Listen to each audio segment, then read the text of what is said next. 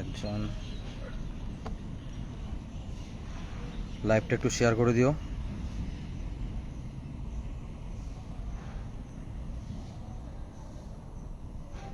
যারা যারা লাইভ দেখছো একটু শেয়ার করে দিও প্রত্যেকে।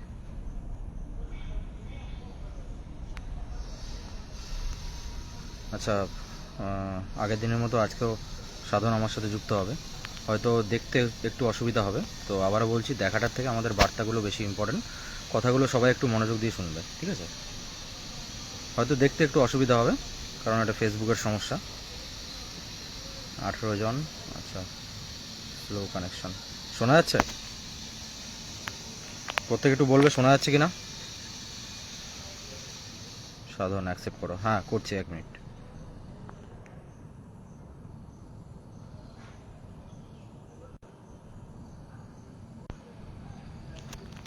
30 জন। তো সাধন চলে এসছে। আচ্ছা সাধন, শোনা যাচ্ছে? কথা শুনতে পাচ্ছ? হ্যাঁ, শুনতে পাচ্ছি। তুমি শুনতে পাচ্ছ? হ্যাঁ হ্যাঁ, শুনতে পাচ্ছি। আচ্ছা, প্রত্যেকে একটু রেসপন্স করবে। সবকিছু ক্লিয়ার? একটু দেখতে হয়তো অসুবিধা হবে, এটা সমস্যা, ফেসবুকের সমস্যা, এটা আমাদের কিচ্ছু করার নেই। আর ক্যামেরাটা যদি অনেকটা দূরে রাখি তাহলে হয়তো কেউ শুনতে পাবে না। তো সে কারণে এইভাবেই আমরা লাইভটা করছি, কিছু করার নেই, ফেসবুকের সমস্যা। ঠিক আছে। 26 জন, প্রত্যেকে লাইভটা একটু শেয়ার করে দিও, হ্যাঁ। আচ্ছা, মেইনলি আজকে আমরা লাইভে আসার প্রধান যে মুখ্য কারণ সেটা হচ্ছে, আমাদের প্রত্যেকে জানো যে আগামী 11ই সেপ্টেম্বর আমরা কলকাতা চলো আমরা ডাক দিয়েছি। ঠিক আছে। 11 সেপ্টেম্বর মতোই এক বৃহত্তর আন্দোলনের ডাক দিয়েছি আবার।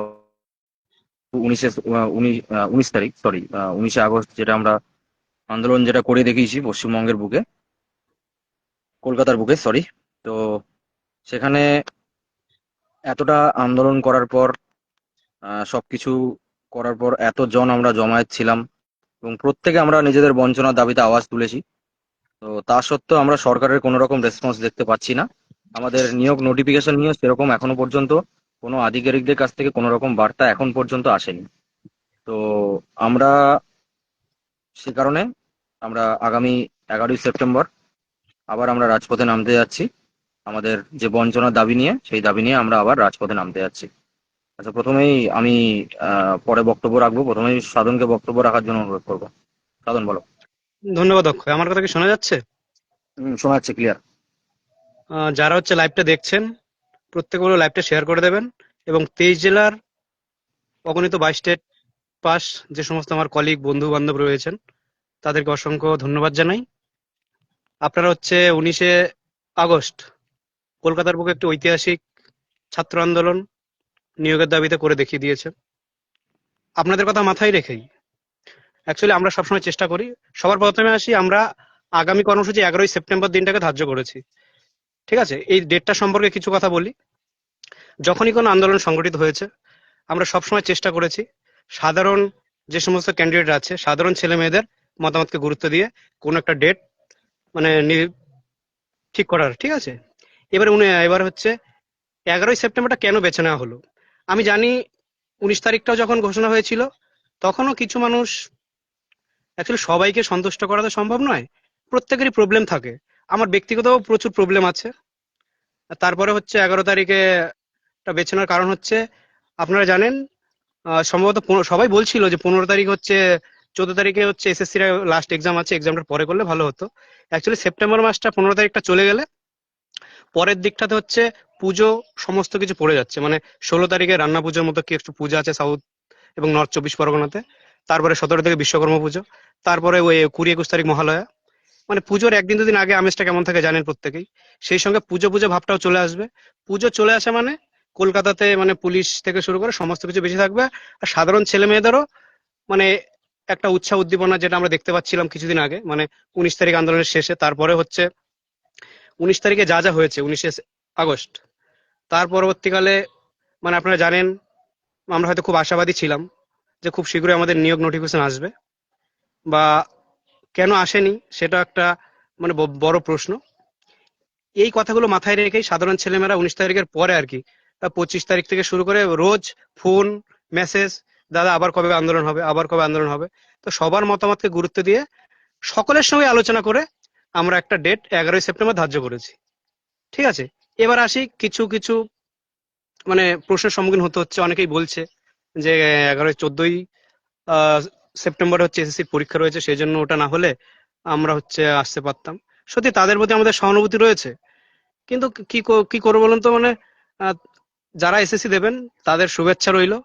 সেসঙ্গে এটাও বলি, আমাদের 50,000 মানে ক্যান্ডিডেট রয়েছে পাশ করা। প্রত্যেকবার যদি সকলেই আসতো তাহলে কিন্তু আমাদের এতদিন আন্দোলন করতে হতো না। এবার হয়তো আমাদের আন্দোলন এসেছে 5 থেকে 7 হাজার। ঠিক আছে, আমরা 50,000 রয়েছে এটা আমরা জানি। তারপরে হচ্ছে অনেকেরই সমস্যা থাকে, আমাদের ব্যক্তিগত জীবনে এই সমস্যা অনেকে আসতে পারে না। ঠিক আছে, কিন্তু তারপরেও যারা হচ্ছে এসএসসি দিচ্ছেন আপনারা, তাদেরকে বলবো যে সত্যি কথা বলতে এটার জন্য আমাদের কিছুটা ক্ষমাও প্রার্থী। যে ওই একটা দিন তো 7 তারিখ হয়ে যাচ্ছে, 7 তারিখে যাদের এসএসসি এক্সাম হয়ে যাচ্ছে তারা আসুন। আর 14 তারিখে যারা আপু এক্সাম দেবেন তাদের জন্য বলছি, যদি পারেন কাছাকাছি যারা থাকেন, একদিনের তো ব্যাপার, কলকাতাতে এসে একদিনে হয়তো পড়াশোনা একটুখানি ক্ষতি হবে। সেই একটা দিনকে মানে ম্যানেজ করার জন্য এই কটা দিন একটু পড়াশোনা করে যদি পারেন তাহলে আসুন। নাও যদি আসেন অন্তত আমাদের জন্য, মানে যে লড়াইটা আমরা লড়ছি সেটা প্রত্যেকের জন্য, আপনি নাও যদি আসেন আর কি, তবু আমাদের প্রতি সহানুভূতি বা এটা রাখুন, শুভেচ্ছাটা রাখুন যেন আন্দোলনটা সফল হয়। মানে আমরা যেটা আন্দোলন করছি সেটাতে কিন্তু মানে হয়তো আপনাদের জন্য লড়ছি, প্রত্যেকেই প্রত্যেকের জন্য লড়ছি, মানে 22 স্টেট পাস আমরা যারাই লড়ছি, যারা হচ্ছে বাড়িতে বসে থাকবে তাদের জন্য কিন্তু আমরা লড়াইটা লড়ছি। সেজন্য বলছি যে আলোচনা হয়েছে, মানে সকলের সঙ্গে কম বেশি আলোচনা হয়েছে, কিন্তু তারপরেও কিছু কিছু ক্ষেত্রে আমাদের অনেকের মধ্যে আর কি, যারা আর কি আমরা সামনে থেকে আন্দোলন পরিচালনা করবে দেখি, তাদের মধ্যেও সত্যি কথা বলতে অনেক অনেকগুলো ডেট থেকেই 11 তারিখটা বেছে নেওয়া হয়েছে, কখনো 9 তারিখ, কখনো ওই আহ 1 তারিখের কথা হচ্ছিল অনেকে যখন এসএসসির আন্দোলন করবে বলেছিল। তারপরে 7 তারিখে এসএসসি এক্সাম বাদ দিয়ে 9 তারিখ, 10 তারিখ, 11 তারিখ, তারপরের দিকে আর হচ্ছিল না। আমরা শুক্রবারে সাধারণত ডেট ফিক্সড করি না। 15 তারিখ হচ্ছে, সরি 13 তারিখ শনিবার। তারপরের দিক থেকে মোটামুটি পুজো টুজো গুলো পড়ে যাচ্ছে, এই সমস্ত দিক বিবেচনা করে এবং সাধারণ ছেলেমেয়েরা প্রচুর উৎসাহ উদ্দীপনা নিয়ে আমাদের কিন্তু বলতো। তখন চেষ্টা করছিলাম যে সাধারণদের মতামতকে গুরুত্ব দিয়ে হচ্ছে 11 তারিখটা দিনটা ধার্য করা হয়েছে। এবার বলি, সমস্যা প্রত্যেকের জীবনে আছে, আমারও আছে। যদি এটা বলি, যদি 11 তারিখ না করে 15 তারিখে হতো, যদি 9 তারিখ হতো, যদি 1 তারিখ হতো, তবু আমি যেতাম, নিজের জন্য যেতাম, প্রত্যেকের জন্য যেতাম। আপনাদেরকেও সেটাই বলবো যে একটা দিন তো হয়তো অনেকের সত্যি কথা বলতে ব্যক্তিগতভাবে ভালো লাগবে না যে ওটা না করে আর কদিন পরে করলে হতো, হয়তো পরে আন্দোলন হবে। এবারটা যদি আসতে না পারেন, চেষ্টা করুন পরের বারটা আসতে, কিন্তু খুব করে চেষ্টা করুন এটাতে আসার জন্য। যারা এত একান্তে আসতে পারবে না তাদের জন্য সত্যি আমাদেরও খারাপ লাগবে, কারণ এলে ভালো লাগে। 50,000-এর মধ্যে অন্তত অর্ধেক আসুক, 25,000 আসুক, প্রত্যেকে তো এসএসসি এক্সাম দেবে না। যারা আর কি দেবেন তাদের জন্য শুভেচ্ছা। আর অ্যাকচুয়ালি এটা করলে ধরুন উত্তরবঙ্গ বা অন্যান্য জেলা, দূরের জেলাগুলো যারা 14 তারিখ এক্সাম দেবে, তারা কিন্তু 15 তারিখে কোনো মতেই যেতে পারতো না। ঠিক আছে, সেই জন্য হচ্ছে ডেটটা 11 তারিখ সর্বসম্মতিতে আলোচনা করে সিদ্ধান্ত হয়েছে। ঠিক আছে, 19 তারিখের মতোই। এরপরেও যদি কেউ ডেটটা নিয়ে হচ্ছে আহ মনে হয় যে না ডেটটার জন্য যাব না, তাহলে মানে আমরা সত্যি কিছুটা হলেও দুঃখিত আর কি এটা করার জন্য। কিন্তু আমি চাইবো যে প্রত্যেকে আসুন, নিজের ব্যক্তিগত খুব সমস্যা না থাকলে আসুন। এইগুলো ডেটের বিষয়। বাকি বিষয় এটা বলছি, যারা হচ্ছে 19 তারিখ আন্দোলন শেষ হওয়ার পরে আর কি পরপর থেকেই মানে প্রত্যেকদিন ফোনের পর ফোন, গ্রুপে লেখা থেকে শুরু করে হোয়াটসঅ্যাপ মেসেজ যে দাদা আবার কবে হবে, আবার কবে হবে করছিলেন। সত্যি কথা বলতে আন্দোলন ঘোষণার পর থেকে কিছুটা হলেও যেন সেই উদ্দীপনায় ভাটা পড়েছে। এটা কেন আমি বুঝতে পারছি না। দেখুন, আমরা কিন্তু অনেক প্রতিকূলতার মাঝে হচ্ছে আন্দোলন করেছি, যখন হচ্ছে ছিল না, ডিএড বিএড মামলা চলছিল, যখন 20-22-এর মামলা চলছিল, যখন ওবিসি সমস্যা মেটেনি, তারপর হচ্ছে আমরা আন্দোলন করেছি। তখনও তো জানতাম যে নোটিশ আসতে একটু দেরি হবে, কিন্তু এখন পরিস্থিতি এমন হয়েছে ওবিসি সমস্যা মিটে গেছে। মিটে যাওয়ার ধরুন 8 সপ্তাহ সময় একটা দিয়েছে হাইকোর্ট, ঠিক আছে, সরি সুপ্রিম কোর্ট। এই 8 সপ্তাহের মধ্যে কিন্তু অনেকগুলো সপ্তাহ আমাদের চলে গেছে, দু আর মাস খুব একটা দিন বেশি একটা বাকি নেই।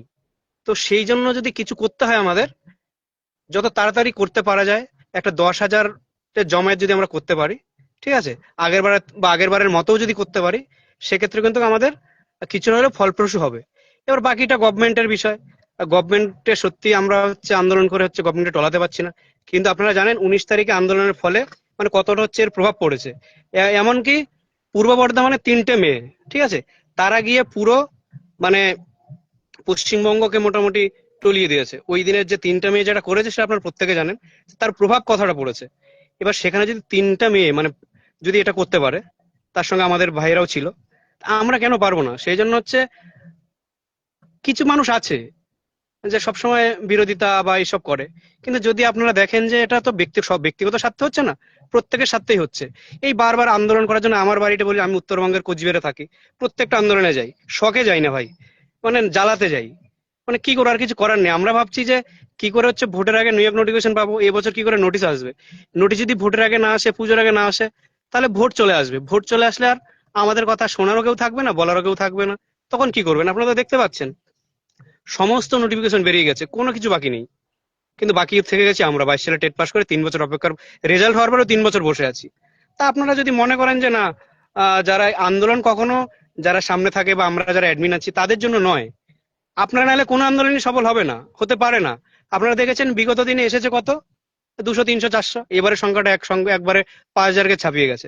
সেজন্য যদি আমরা সেখানে বসতে পারতাম আরো সফল হতো। কিন্তু আপনারা যারা প্রথম এসেছিলেন তাদের জন্য কিছুটা হলে আমাদের সমস্যা হয়েছে, বলতে আপনারা হয়তো কিছুটা ভয়ভীত ছিলেন, সেজন্য অনেকেই পালিয়ে গেছে। তারপরে হচ্ছে আমাদের আরো অ্যাডমিন যারা আছে তারা মিলে আবার চেষ্টা করেছে।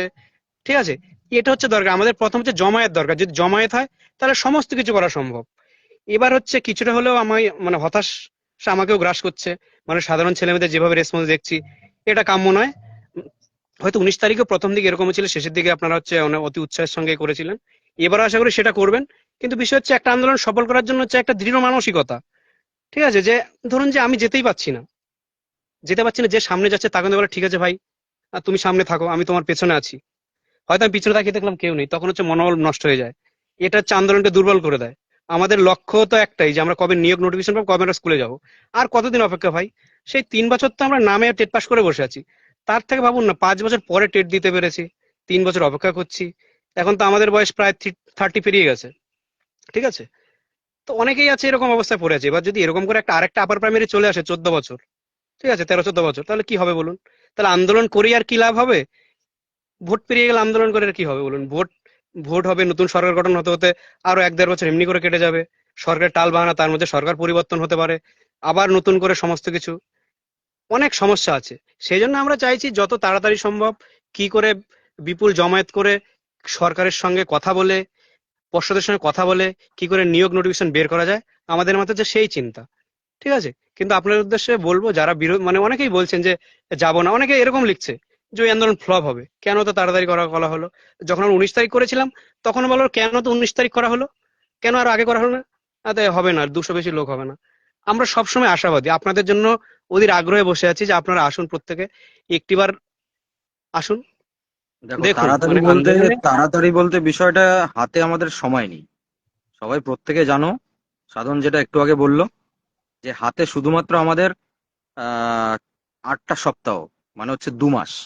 2 মাস কিন্তু হাতে সময়। ওবিসি মামলার এই যে ওবিসি নতুন যে আমাদের লিস্টটা সরকার দিয়েছিল, 100 পয়েন্ট রোস্টার, সেটার কিন্তু যে সেটার উপর স্টে পড়েছে, সবাই নিশ্চয়ই জানো, প্রত্যেকে প্রত্যেকে বা প্রত্যেকে জানেন সবাই আপনারা। তো সেখানে এই যে স্টেটা পড়েছে, এই স্টেটা কিন্তু বেশি দিনের জন্য নয় কিন্তু। এটা আপাতত সরকারকে একটা ইন্টারিম অন্তর্বর্তীকালীন একটা রিলিফ দেওয়া হয়েছে, যাতে সরকার নিয়োগ এবং ভর্তি এই সমস্ত জিনিসগুলো যাতে কমপ্লিট করতে পারে। এবার বিষয়টা হচ্ছে 2 মাস, 2 মাস যদি পেরিয়ে যায়, 2 মাসের মধ্যে কিন্তু সরকার যা নোটিফিকেশন এবং ভর্তি সমস্ত কিছু কাজ কিন্তু সরকার করে নেবে। এরপরে যখন আমরা 2 মাস পার করে যাব, তখন কিন্তু সরকার কিন্তু আবার সেই একই টালবাহানায় চলে আসবে, আবার একই অজুহাত দেখাতে শুরু করবে। বারবার বলছি, প্রত্যেকে এই 2 মাস, হাতে হয়তো একটা মাস চলে গেছে, আর হাতে কিন্তু একটা মাস সময় আছে। সেপ্টেম্বর মাস ভেরি ক্রুশিয়াল, মানে প্রচন্ড ইম্পর্টেন্ট সেপ্টেম্বর মাসটা। আর তাড়াতাড়ি কেন করছি আবারও বলছি, হাতে সময় নেই। তার কারণ 11 তারিখ করা হয়েছে, পুজো যদি একবার চলে আসে, সবাই তো আমাদের রাজ্যে উৎসবে ফিরে যায়, সবকিছু মানে উৎসবে মেতে যায় আর কি, সবকিছু ছেড়ে। তো বিষয়টা সেখানেই, যে 11 তারিখ প্রত্যেকে আসুন, প্রত্যেকে এসো, ভাই বোন দাদা দিদি যারা রয়েছেন, প্রত্যেকে স্বতঃস্ফূর্ত ভাবে এগিয়ে আসুন। প্রত্যেকের স্বতঃস্ফূর্তটাই কিন্তু জরুরি। আবারও বলছি, অ্যাডমিনরা কিন্তু আমরা কিছু পারবো না, যেটা আগের বারও বলেছি, আবারও বলছি, আমাদের অ্যাডমিনদের দ্বারা সম্ভব নয়। আমাদের অ্যাডমিনদের ক্ষমতা খুবই কম। আমাদের অ্যাডমিন আপনারাই আমাদেরকে অ্যাডমিন বানিয়েছেন, বিষয়টা হচ্ছে সেখানে। এবার আগের আন্দোলনে দেখেছিলাম যে নেতৃত্ব দেওয়ার আবারও বলছি, অ্যাডমিনদের প্রয়োজন নেই, এরকম যদি সবাই প্রত্যেকে ভাবেন যে অ্যাডমিনদেরকে ডিটেন করে নেওয়ার পর আমাদের আন্দোলন পুরো বিচ্ছিন্ন হয়ে যাবে, আমাদের আন্দোলন শেষ হয়ে যাবে, এরকম করলে কিন্তু চলবে না, যেটা আগের বার হয়েছে। দেখুন, আমরা অ্যাডমিনরা সবসময় একটা টার্গেটে থাকি। সরকার থেকে শুরু করে পুলিশ প্রশাসন প্রত্যেকেই জানে যে যারা মুখ, যারা মেন মুখ, তাদেরকে যদি এখান থেকে আমরা তুলে নিই বা ডিটেন করে নিই বা মোটামুটি তাদেরকে যদি আলাদা করে দিই, তাহলে কিন্তু এই আন্দোলনটা ছত্রভঙ্গ হয়ে যাবে। এবং সেটাই কিন্তু হয়েছে। আগামী বিগত যে 19শে আগস্ট যে আমাদের আন্দোলনটা হয়েছিল, সেটাতে কিন্তু সেটাই হয়েছে। তাই 11ই সেপ্টেম্বর প্রথম যেটা জিনিস বলবো, প্রত্যেকের স্বতঃস্ফূর্ততা জরুরি। 19শে আগস্ট যে আমাদের মহা মিছিল, মহা আন্দোলন যেটা হয়েছিল, সেখানে কিন্তু কমপক্ষে 5 থেকে 6 হাজার কিন্তু এরকম এসেছিল, উপস্থিতি ছিল। আবারও কিন্তু আমরা 11ই সেপ্টেম্বর বলবো যে এই উপস্থিতি এবং এর থেকে কিন্তু বেশি জমায়েত দরকার। আগেরবার বলেছিলাম টার্গেট 5 হাজার, এবার আমরা বলছি টার্গেট 10 হাজার। ঠিক আছে? আস্তে আস্তে আস্তে এটা বাড়তে থাকবে, কম নয় কিন্তু, 10 হাজারের উপরে যেন থাকে। কারণ জমায়েতটা একটা বড় জিনিস, আবারও বলছি জমায়েতটা একটা বড় জিনিস। আমরা বিগত যে 19শে আগস্ট, সেখানে আমাদের কিছু ভুল ছিল, আমরা সেই ভুল ভ্রান্তিগুলোকে ঠিক করে নিচ্ছি। ঠিক করে আমরা আবার নতুন করে পরিকল্পনা নিচ্ছি, কিন্তু সবার প্রথমে আবারও বলবো যে সদস্যদের, এই যে 23 জেলা জুড়ে যে 22 স্টেট পাস, বিপুল সংখ্যক এই যে 52,000 22 স্টেট পাস, প্রত্যেকের স্বতঃস্ফূর্ততা কিন্তু জরুরি। তাছাড়া কিন্তু কোনো কর্মসূচি, কোনো আন্দোলন কিন্তু সম্ভব নয়। আবারও বলছি, এবার বিষয়টা হচ্ছে অনেকে ভয় পাচ্ছেন, অনেকে যারা এসছিলেন, অনেকে আগেরবার আহ বিগত 19শে আগস্ট অনেকে প্রথমবার এসছিলেন। তো প্রত্যেকের উদ্দেশ্যে বলি, অনেকে ভয় পাচ্ছেন, অনেকে এরকম অনেকে বলছেন যে দাদা পুলিশ আমাদের সাথে মানে কি থেকে কি করতে পারে, লাঠিচার্জ করতে পারে, এই ওই অনেক কিছু, তারা একটা ভয় পাচ্ছেন।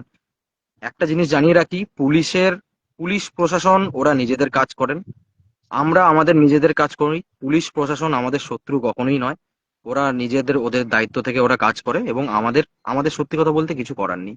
আমরা আজকে আমাদের খিদে, আমাদের পেটের খিদের জন্য আমরা রাজপথে নেমেছি। আমাদেরকে আমাদের কাজ করে যেতে হবে, ওনাদেরকে ওনাদের কাজ করে যেতে হবে। এবার বিষয়টা লাঠিচার্জ, পুলিশ কিন্তু কখনোই লাঠিচার্জ করতে পারে না, এই এখতিয়ার কিন্তু পুলিশের নেই। কারণ আমরা এর আগের লাইভেও বলেছিলাম যে আমরা কোনো উগ্রপন্থী সংস্থা বা আমরা কোনো আহ, মানে টেররিস্ট বা কোনো সেরকম সংস্থা কিন্তু আমরা নই। বা আমরা কিন্তু মানে আমরা এখানে কেউ কোনো উগ্রপন্থী বা কেউ নই। আমরা প্রত্যেকে রাজপথে নামছি, নিজেদের অধিকার, নিজেদের হকের দাবিতে রাজপথে নামছি। আমাদের এই যে 3টে বছর ধরে আমাদেরকে বঞ্চিত করে রাখা হয়েছে, 3টে বছর এই যে জ্বালা যন্ত্রণা, সেই জ্বালা যন্ত্রণা থেকে আমরা নামছি। আমরা রাজপথে নামছি নিজেদের প্রতিকারের জন্য, পর্যাপ্ত ভ্যাকেন্সিতে ইন্টারভিউ নোটিফিকেশনের জন্য। এবং নোটিফিকেশনটা এবং সেই নোটিফিকেশনের উদ্দেশ্যে যাতে কোনো আধিকারিক কিছু একটা বার্তা দেয় যে আমাদের সমস্যাটা কোথায়। আমরা সত্যি কথা বলতে সমস্যা জানতে চাই, যে নোটিফিকেশন তো চাই। এবার বিষয়টা হচ্ছে এই যে দেওয়া হচ্ছে না, এর পেছনে কি সমস্যাটা কি রয়েছে। আজকে প্রত্যেকে আপনারা দেখতে পাচ্ছেন যে সমস্ত পিএসসি থেকে শুরু করে SSC group C group D, সেটা নাহলে আলাদা ব্যাপার, আমি ছেড়ে দিলাম। বাকি মিউনিসিপাল সার্ভিস কমিশন থেকে শুরু করে সমস্ত কিন্তু পরীক্ষার ডাব্লিউবিপি মোটামুটি অ্যানাউন্স করে দিচ্ছে, সমস্তটাই কিন্তু সবগুলোই স্মুথ ভাবে কাজ হচ্ছে। মানে আমাদের বেলায় এরকম বঞ্চনা কি জন্য, বিষয়টা এখানেই, যে কেন সবাইকে দিতে পারে, আমাদেরকে কেন দিতে পারে না। এটা কি কোনো সমস্যার জন্য? কারণ সমস্যা তো আমার যেটা মনে হয়, সমস্যা সম্পূর্ণ কেটে গেছে। সমস্যা কেটে যাওয়ার পর এবার বিষয়টা কি রয়েছে, সদিচ্ছার অভাব। এবার সদিচ্ছার অভাব 3টে বছর ধরে বসিয়ে রেখেছেন। 3টে বছর আমরা লড়াই করেছি। আজকে 3টে বছর পর সরকার যদি আপনারা বলেন যে সদিচ্ছার অভাব, আমরা নিয়োগ করতে চাই না, এরকম বললে কিন্তু হবে না। আবারও বলছি, এরকম বললে কিন্তু একদম হবে না। নিয়োগ করতে হবে। আজকে নির্বাচিত সরকার, সামনে ভোট, বিধানসভা ভোট, নির্বাচিত সরকারের দায়িত্বের মধ্যে পড়ে নিয়োগ করাটা। আজকে একটা কথা বলি প্রত্যেককে, আজকে যদি স্কুলগুলোতে যদি পর্যাপ্ত সবকিছু ঠিকঠাক থাকতো, আজকে আমরা প্রাথমিক স্কুলগুলোর অবস্থা দেখতে পাচ্ছি কিরকম অবস্থা, বন্ধ হতে বসেছে। স্কুলগুলোতে ছাত্র নেই। ছাত্র কি জন্য নেই? কারণ ছাত্র এই কারণেই নেই, পর্যাপ্ত শিক্ষকের অভাব। আবারও বলছি, পর্যাপ্ত শিক্ষকের অভাব। আপনারা হয়তো অনেকে দেখবেন শহরাঞ্চলের স্কুলগুলোতে মোটামুটি ভরে ভরে শিক্ষক, কিন্তু একটু চারিদিকে শহর, আমাদের পশ্চিমবঙ্গে শহর কটা আছে? শহরের বুকে আর কটা স্কুল আছে? ম্যাক্সিমাম স্কুল, 80% স্কুল গ্রামে। গ্রামাঞ্চলের স্কুলগুলোর একবার অবস্থা দেখুন। তাহলে এই যে স্কুলে যে এই দুরবস্থা, স্কুলের শিক্ষক নেই, ছাত্র নেই, এই দুরবস্থার জন্যই আমরা বলছি যে স্কুলগুলোতে যদি আজকে সমস্ত পর্যাপ্ত সবকিছু ইনফ্রাস্ট্রাকচার থাকতো, শিক্ষক থাকতো, ছাত্র থাকতো, আমরা কিছু বলতাম না। ঠিক আছে, বলতাম হয়তো, কিন্তু এত মানে এর সঙ্গে এতটা জোরালো দাবি করতাম না। কিন্তু আমাদের দাবিটা এই জায়গায় যে স্কুলগুলোর অবস্থা খারাপ।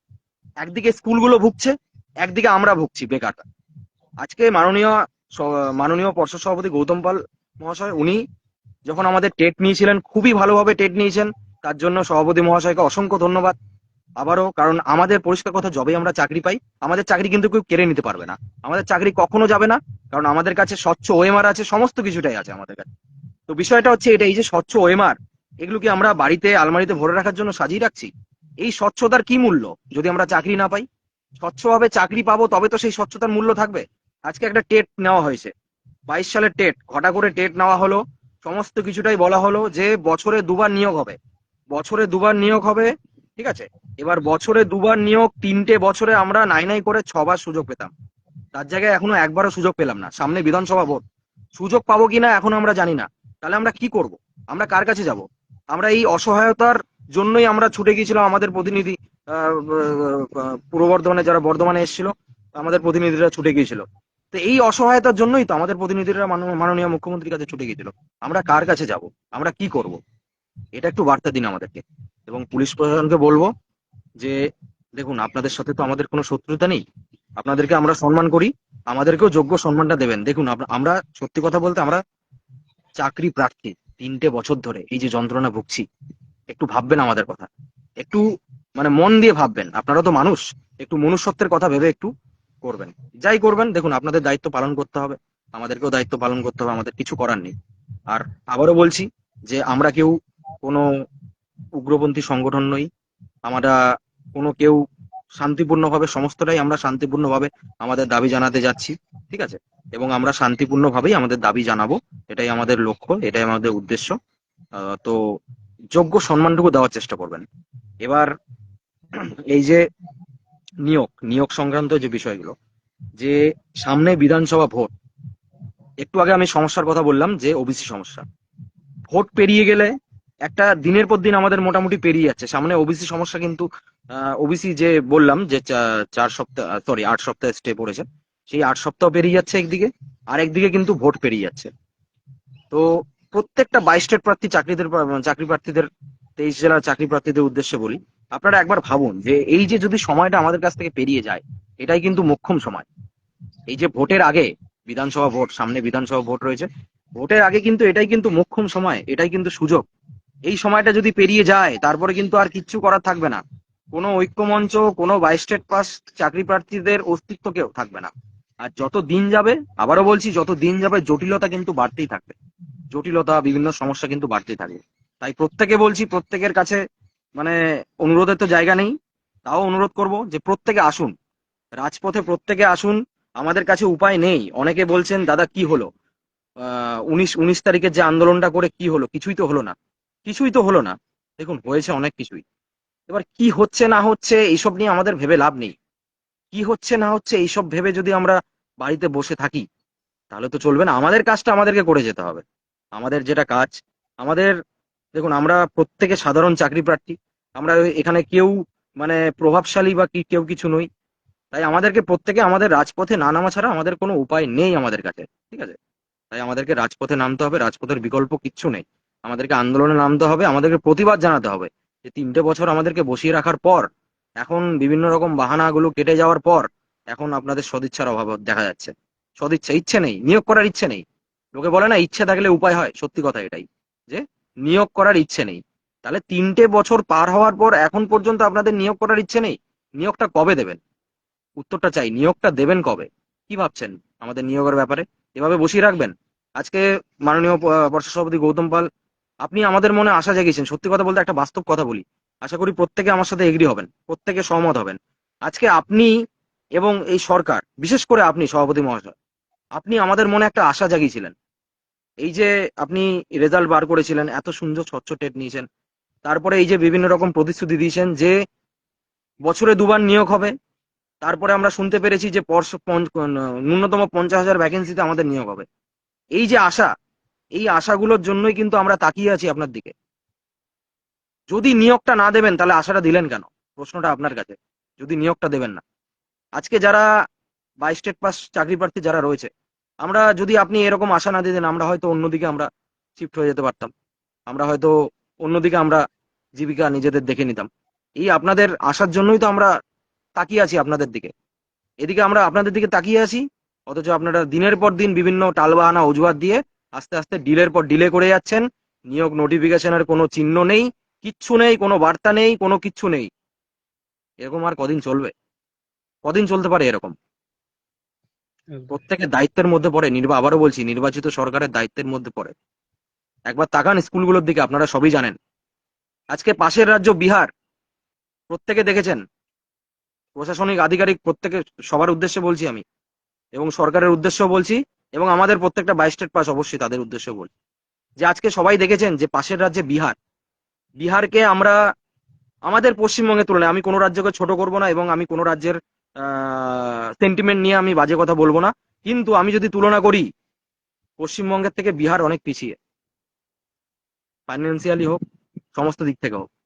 বিষয়টা হচ্ছে এটাই যে বিহার যদি পারে, বিহারের মতো একটা রাজ্য, তারা যদি নিজেদের শিক্ষা ব্যবস্থাকে ঢেলে সাজানোর জন্য যদি তারা বছর বছর হাজার হাজার নিয়োগ করতে পারে, লাখ লাখ নিয়োগ হচ্ছে, হাজার হাজার ভুল কথা বললাম, লাখ লাখ নিয়োগ হচ্ছে বিহারে, ঝাড়খণ্ডে নিয়োগ বেরিয়েছে, তারা যদি করতে পারে তাহলে আমরা কেন পারবো না? আমাদের রাজ্যে কি হচ্ছে? আমাদের রাজ্যে চাকরি পাওয়াটা কি, মানে চাকরি চাওয়াটা কি অন্যায়? আমরা যে শিক্ষিত হয়ে বসে আছি, এটা কি অন্যায়? বলে দিতে পারতেন পরিষ্কার যে নিয়োগ দেবো না, বন্ধ করে দিন স্কুলগুলো, বন্ধ করে দিন নিয়োগ, সবকিছু বন্ধ করে, যেমন পরিষ্কার জানিয়ে দিন, পরিষ্কার জানিয়ে দিন যে নিয়োগ করবো না, পরিষ্কার জানিয়ে দিন যে স্কুলগুলো তুলে দেবো, তাহলে আমরা তাকিয়ে থাকবো না? সত্যি কথা, কারণ আপনাদের সাথে সত্যি কথা বলতে, দেখুন আমরা তো সরকার নই, আপনারা যেটা করবেন সেটা আমাদেরকে মেনে নিতে হবে। বলে দিন পরিষ্কার, পরিষ্কার বলে দিন। এইভাবে যে এই যে আশা দিয়ে রেখেছেন, এইভাবে এই যে আশা দিয়ে রেখেছিলেন, প্রত্যেকটা বাই স্টেট প্রার্থী তাকিয়ে রয়েছে আপনাদের দিকে। এই যে তাকিয়ে থাকা দীর্ঘদিন 3টে বছর নষ্ট হলো, 3টে বছর ফেরত দিতে পারবেন? বলুন প্রশাসন এবং মাননীয় গৌতম পাল মহাশয়, এই উত্তরটা দিন। 3টে বছর ফেরত দিতে পারবেন? 3টে বছরে কত কিছু বদলে যায় জানেন? অনেক কিছু বদলে যায়, অনেক কিছু বদলে যায়। আজকে এই যে আমাদের এই সময়টা খুব মূল্যবান সময়। হ্যাঁ, আজকে হয়তো অনেকে দোষ দেবে, অনেকে বলবে, বাস্তব কথা বলছি এগুলো, কেউ যদি আমার সাথে সহমত না হন তাহলে বলবেন, এবং ক্ষমা প্রার্থী আমি, কিন্তু আমার যেটা মনে হয় আমি সেটা বলছি, যে এই যে একটা আমাদের জীবন থেকে একটা মানে এই যে আমাদের জীবনের এই স্টেজটা, এই স্টেজটা মানে খুবই ভাইটাল স্টেজ। তো এই যে সময়টা আমাদের কাছ থেকে কেড়ে নেওয়া হলো, এই সময়টা কে ফেরত দেবে? একদম। যাই হোক, বিষয়টা এটাই যে সরকারের দায়িত্বর মধ্যে পড়ে নিয়োগ দেওয়াটা, সরকারকে দায়িত্ব পালন করতে হবে। যেখানে স্কুলে শূন্যপদ পর্যাপ্ত আছে, স্কুলগুলোর মানে অবস্থা খারাপ, শিক্ষকের মানে শিক্ষক শূন্যতায় ভুগছে স্কুলগুলো, একদিকে স্কুলগুলো শিক্ষক শূন্যতায় ভুগছে, একদিকে আমরা 52,000 ক্যান্ডিডেট আমরা চাকরি শূন্যতায় ভুগছি। মাঝখানে যদি গভর্নমেন্ট আমাদের নিয়োগটা করে যায়, তাহলে কিন্তু দুদিকেই কিন্তু সমস্যাটা মিটে যায়। এক্স্যাক্টলি, আবারও আপনি বলছি, যেটা বললেন একদম ঠিক বলেছেন। নিয়োগটা করুন, দায়িত্ব পালন করুন, সরকারের দায়িত্বের মধ্যে পড়ে। যাই হোক, অনেক কিছু বলে ফেললাম। যদি কারো সেন্টিমেন্টে আঘাত লাগে আমি ক্ষমা প্রার্থী। সাধন বলো এবার। এবারে ধরুন ওই অক্ষয় যে কথাটা বললো যে সত্যি আমাদের কাছে মানে আমাদের বাধাটা কোথায়, আমাদের কাছে স্বচ্ছ ওএমআর রয়েছে, এটাই কি প্রধান বাধা? যদি সেটাই হয়ে থাকে তাহলে আপনার কি সেই প্রশ্নটা করতে ইচ্ছে করে না যে কেন আমাদের নিয়োগ হচ্ছে না? আমাদের স্বচ্ছ ওএমআর রয়েছে, আমরা হয়তো কেউ হচ্ছে ওই মোবাইল ফোনের প্রশ্ন পেয়ে পাস করিনি, ঠিক আছে, আমরা সবাই স্বচ্ছভাবে পাস করেছি, আমরা 50,000 ক্যান্ডিডেট রয়েছি পাস করা, কিন্তু তাহলে আপনার বাড়িতে বসে থাকবেন কেন? আপনার সে জিজ্ঞাসা করবেন না যে কেন নিয়োগ হচ্ছে না? নাকি আপনি সে ওই স্কুলের মিড ডে মিল চুরি করবেন, বা স্কুলে শুধুমাত্র প্রাইমারি জবটা শুধুমাত্র স্কুলে গিয়ে শুধু কিছুটা সময় কাটানো, ধরুন যে 12টার সময় স্কুলে যাবেন, 2টার সময় চলে আসবেন, নামমাত্রই হবেন, সেই জন্য আপনারা বাড়িতে বসে আছেন চুপ করে?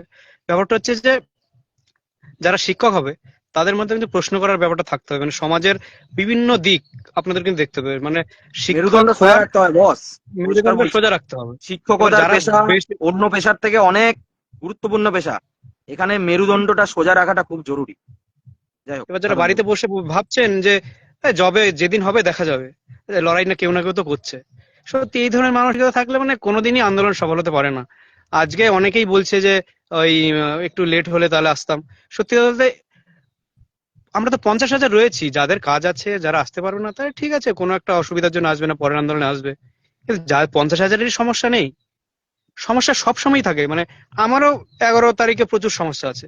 মানে আমার ক্ষেত্রে বলে যদি 1 তারিখে তো তবু কিন্তু আমি যেতাম। মানুষকে তো ওরকম রাখতে হয়। আমার হচ্ছে শুধু প্রাইমারি একটা জব নয়, এটা হচ্ছে একটা মানে কি বলবো নেশার মতো। যাদের মধ্যে সেটা আছে আপনারা সেটা করতে হবে। এবার ব্যাপারটা হচ্ছে যে আগের আন্দোলনে অনেকে জিজ্ঞাসা করছে আগের আন্দোলনে কি হলো। আন্দোলনের কিন্তু কোন আন্দোলন বৃথা যায় না, আন্দোলনের সুদূর প্রসারী ফলাফল রয়েছে। ঠিক আছে, আপনারা কথায় কথায় দেখি বিদেশ যাওয়া পার্থদের নামে ফেসবুক হোক এমনি হোয়াটসঅ্যাপে হোক নানান কথা বলে যাচ্ছে, অনেক কিছু বলছেন, মানে ব্যক্তিগত আক্রমণ করতেও ছাড়ছেন না। আপনারা জানেন না তারা দিনের পর দিন আজকে যে জায়গাটা কি পরিমাণ পরিশ্রম আমাদের করতে হয়, ওরা কি পরিমাণ পরিশ্রম করে। ঠিক আছে, প্রত্যেকটা আন্দোলনের আমাদের কি পরিমাণ দখল যায়। কিন্তু ব্যাপারটা হচ্ছে যে এই 19 তারিখের আন্দোলনে যেটা দেখা গেছে 11ই সেপ্টেম্বরে যাতে সেটা না হয়, যাতে আপনারা যতজন আসবেন অন্তত এটুকু মানসিকতা নিয়ে আসুন যে বড়জোর পুলিশ প্রশাসনের কাজ হচ্ছে শান্তি শৃঙ্খলা বজায় রাখা, তাদের কাজ তারা করবে। তারা কোনো মতে আপনার গায়ে হাত দেবে না, আপনাকে মারবে না, আপনার সাথে তাদের শত্রুতা নেই। ঠিক আছে, তারপরও যদি মারেই যদি তারপরও সেটা কিন্তু হয়তো সাধারণ ছেলেমেয়েদের কমই মারে, যারা সামনের সারিতে থাকে চেষ্টা করে তাদেরকে ডিটেন করতে, তাদেরকে তুলে নিয়ে আন্দোলন প্রতিহত করে দিতে।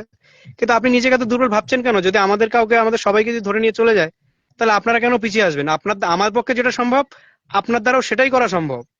সেই জন্য বলছি যে যারা আসবেন পিছিয়ে যাবেন না, থাকুন না বসে। পুলিশ 500 জনকে তুলে নিয়ে চলে যাবে, এর বেশি তো তুলে নিতে পারবে না। আপনারা সেখানে গিয়ে বসুন, পালিয়ে গিয়ে কি হবে? সামনে দাঁড়ান না। লাঠির বাড়ি ছোটবেলায় খাননি? অনেক স্যারেরা আমাদের মেরেছিল, আমাদের সময় মারতো, এখন তো মারে না। একটা বাড়ি মারুক।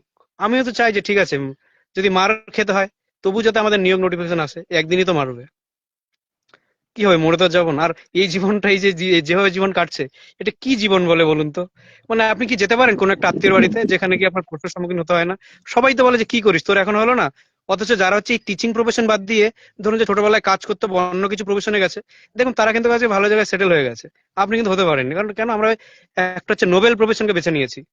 ঠিক আছে, আমার কলেজের স্যার বলছিলেন, যিনি প্রিন্সিপাল ছিলেন, বলছে তোমরা হচ্ছে সব থেকে, যদি জবটা সব থেকে ছোট মানে একটা যদি চাকরি হিসেবে দেখো তাহলে সব থেকে ছোট, কিন্তু যদি তুমি এটাকে একটা নিজের স্বপ্ন হিসেবে দেখো তাহলে একটা মহান পেশা, এর থেকে বড় কিছু হতে পারে না।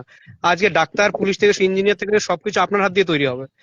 সেই জন্য আপনি যে মানুষের তৈরি করুন তারা সেরকম তৈরি হবে। ওটা চাই আমাকে এবারে বলেছিল যে সবাই তো বলছে আপনাকে তাহলে রেখে দিতে বলছে, আপনাকে ছাড়া যাবে না। না রেখেই দিন, আমি বললাম রেখে দিন, বাড়ি থেকে কি করবো বলুন তো?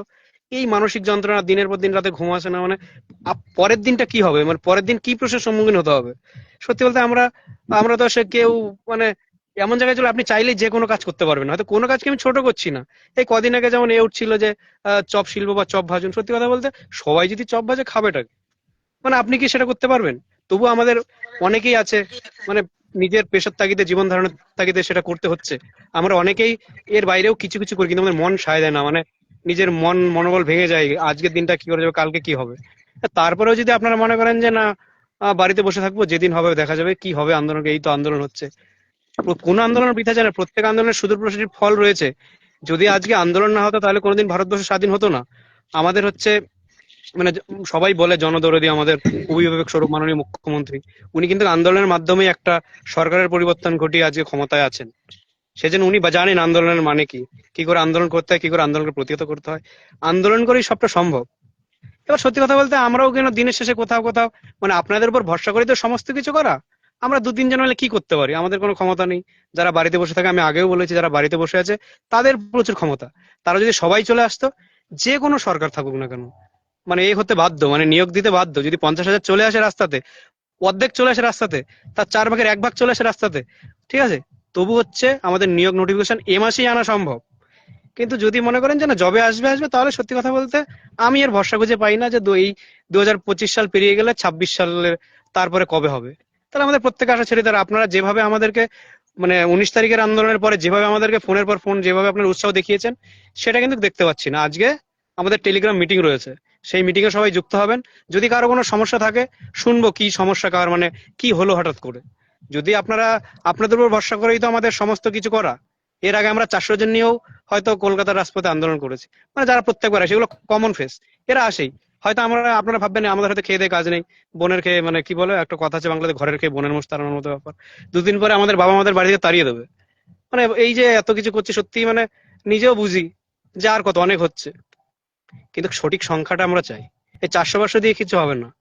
10,000 আসুন, নিয়োগ নোটিফিকেশন নিয়ে বাড়ি যান। ঠিক আছে? না হলে হচ্ছে ওই যে কিছু মানুষ থেকেই যায়, নিজেও কিছু করবো না, অন্যকে কিছু করতে দেবো না, মানে সবসময় দোষ দেখতে পায়। এই ধরনের যারা মানুষ আছেন তাদেরকে সত্যি কথা আমার বলার কিছু ভাষা নেই। আমরা কারো নিজের স্বার্থে 11 তারিখটা ঘোষণা করিনি, প্রত্যেকের স্বার্থ ভেবেই করেছি। তারপরে ব্যক্তিগত অনেক আক্রমণ সহ্য করতে হচ্ছে। বিশেষ করে পার্থ থাকেও লোকে নানান কথা বলছে, আমরা তো আলোচনা করি মাঝে মধ্যে, দেখি বিদেশে না লোকে খিস্তি করছে। আর সমস্যা থাকেই। একটা তারিখ ঘোষণা করলে সেখানে তো আমরা 50,000 লোকজন, প্রত্যেকের জন্য সেই দিনটা সুইটেবল হবে সেটা নাও হতে পারে।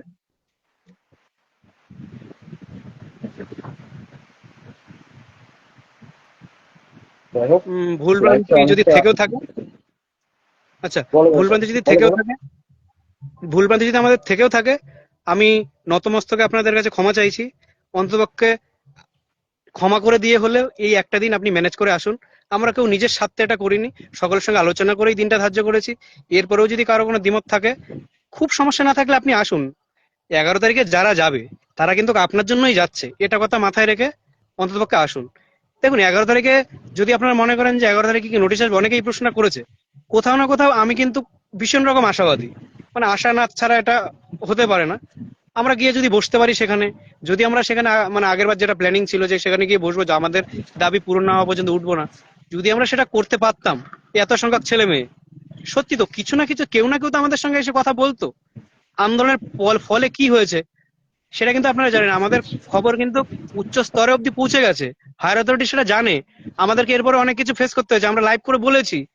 যদি আন্দোলনে কিছু না হতো, ঠিক আছে, তাহলে কিন্তু আজকের এই 19 তারিখের পরে আপনাদের সম্পর্কে আপনারা খোঁজ নিয়ে দেখুন, প্রত্যেকেই জানে।